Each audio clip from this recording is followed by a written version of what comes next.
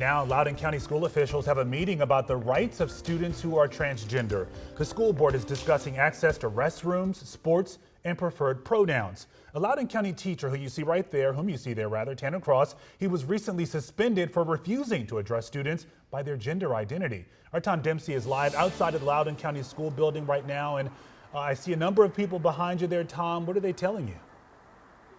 Well, Lorenzo, like you were saying, this case has gotten national attention for the Loudoun County Public Schools, and this line behind me is just to get into this Loudoun County Public School Board's meeting happening at this hour.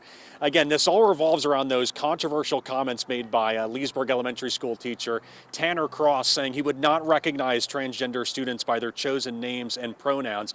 This line that you're seeing, this attention on this school board meeting, again, it all revolves around policies that the school board is considering right now to give more rights to transgender students and to recognize transgender students' names and pronouns. We've been speaking to supporters from both sides. There's a gathering of transgender student supporters on that side who are talking to us about the concerns they see with this, the comments that were made by Tanner Cross and the concerns and the message it sends, that statement sends. But again, this is all about public comments coming in about those policies that the school board is considering.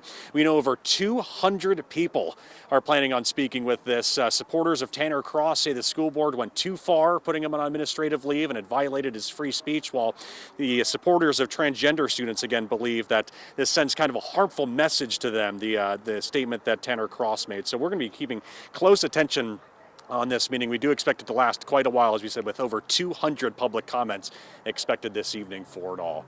Outside the Loudoun County Public Schools building, I'm Tom Dempsey, WUSA 9.